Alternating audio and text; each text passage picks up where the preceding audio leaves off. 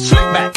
No, Slick back. That's what I said. Slick back. No, nigga, I'm a pimp named Slick back. Pimp named Slick back. Pimp named pimp.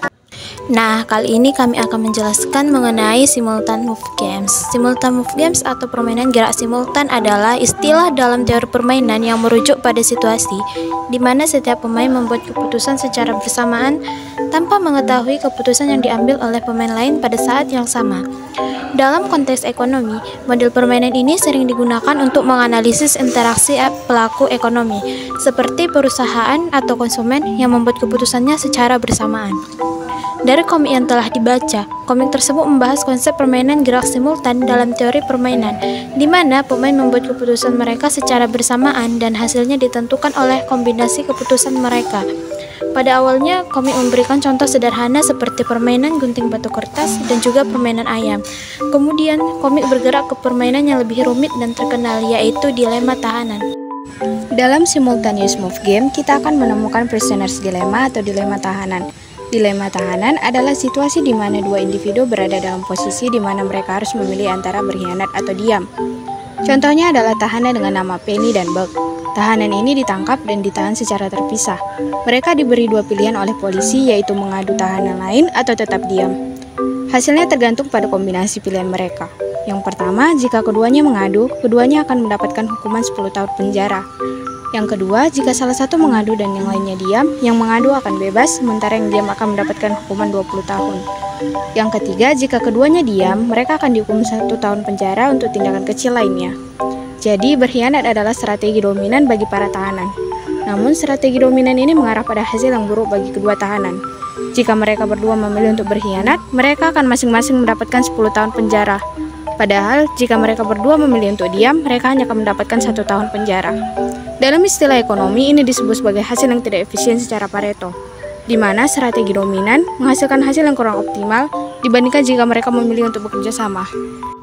Oke, selanjutnya komik itu membahas tentang bagaimana negosiasi dan kompromi dapat menghasilkan hasil yang lebih baik bagi semua pihak. Yang pertama, membahas tentang penangkapan ikan. Meskipun setiap nelayan ingin memaksimalkan keuntungan mereka, penangkapan ikan yang berlebihan dapat merusak populasi ikan dan merugikan semua nelayan pada akhirnya. Yang kedua, membahas tentang perubahan iklim.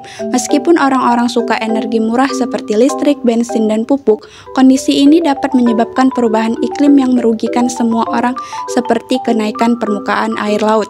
Yang ketiga, membahas paradoks penghematan. Jika semua orang mulai menghemat dan berhenti membelanjakan uang karena khawatir akan di PHK, ini sebenarnya bisa menyebabkan lebih banyak PHK karena penurunan permintaan. Namun, komik tersebut memberikan solusi untuk masalah-masalahnya, seperti teorema Coase yang dapat membantu menyelesaikan dilema tahanan dan tragedi bersama. Contoh yang diberikan adalah perjanjian antara para tahanan untuk tetap diam dan perjanjian antara nelayan untuk menjaga perikanan agar lestari dengan menggunakan sistem izin yang dapat diperjualbelikan, dan juga memberlakukan pajak karbon pada bahan bakar fosil sebagai solusi untuk perubahan iklim.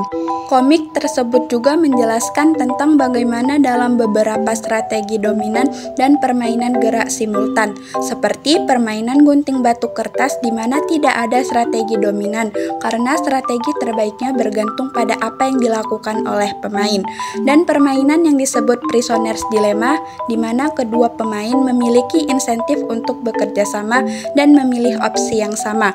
Selanjutnya, komik tersebut menggambarkan bagaimana dalam beberapa situasi, seperti persaingan antara dua bisnis yang menetapkan harga rendah yang dapat menghasilkan keuntungan yang tidak terduga. Jika keduanya menetapkan harga yang lebih tinggi, mereka akan menghasilkan lebih banyak uang. Tetapi dari sudut pandang konsumen, hasilnya sangat menguntungkan karena mereka mendapatkan harga yang murah.